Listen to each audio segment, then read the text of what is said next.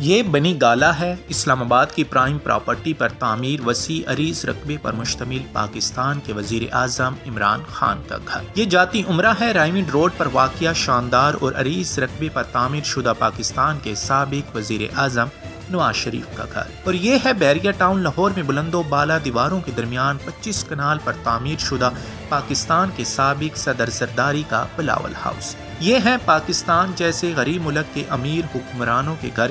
انہی بڑے بڑے گھروں کو بنانے والے مزدور بغیر چھت اور پلنگ کے سڑکوں پر اپنی راتیں گزارتے ہیں اور صبح شام ان بڑے لوگوں کے شاندار گھروں میں اینٹیں لگا لگا کر اور اپنے بچوں کے لیے آٹا، چینی، دال، بجلی، گیس کا بندوبست کرنے کی کوشش کرتے کرتے اپنی زندگیاں گنوا دیتے ہیں۔ ان محلات نما گھروں میں رہنے والے بڑے بڑے لوگوں کو عوامی مسائل کا سامنا ہی نہیں کرنا پڑتا ہے۔ ان حکمرانوں کے بڑے بڑے گھر ہیں اور عیش سے بھری زندگی۔ اب ذرا امیر ملکوں کے غریب حکمرانوں کے گھر بھی دیکھ لیں۔ یہ یورپ کے سب سے امیر ملک جرمنی کی چانسلر اینجل مارکل کا ذاتی گھر ہے۔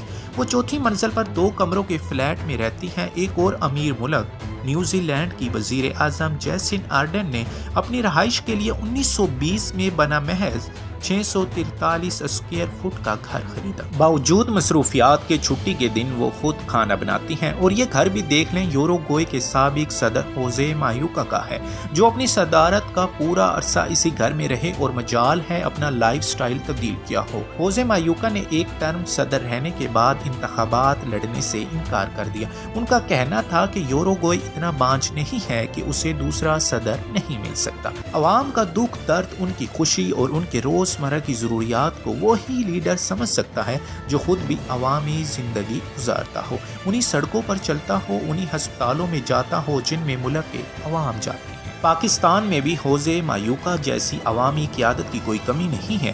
نگران وزیر اعظم رہنے والے مراج خالد 3 کمروں کے چھوٹے سے فلیٹ میں رہتے تھے اور صبح خود ہاتھوں میں فائلیں اٹھا کر آفس جایا کرتے تھے۔ KPK کے سابق فنانس منسٹر اور 5 سال سینیٹر رہنے والے سراج الحق بھی ایسی ہی ایک زندہ مثال ہے۔ ان کی زندگی پاکستان کے باقی امیروں کی طرح شاہانہ تو نہیں، البتہ وہ پاکستان کی سب سے منظم جماعت کے امیر ضرور ہیں۔ منسٹری نے ان کی زندگی میں کوئی فرق نہیں ڈالا۔ سوال بس یہ ہے کہ کب جرمنی، یوروگوئے اور نیوزی لینڈ کی طرح پاکستان کی عوام بھی ایسی قیادت کو موقع دیتی ہے جو عوام میں سے ہوں، جن کا ماضی اور حال بے داغ ہو۔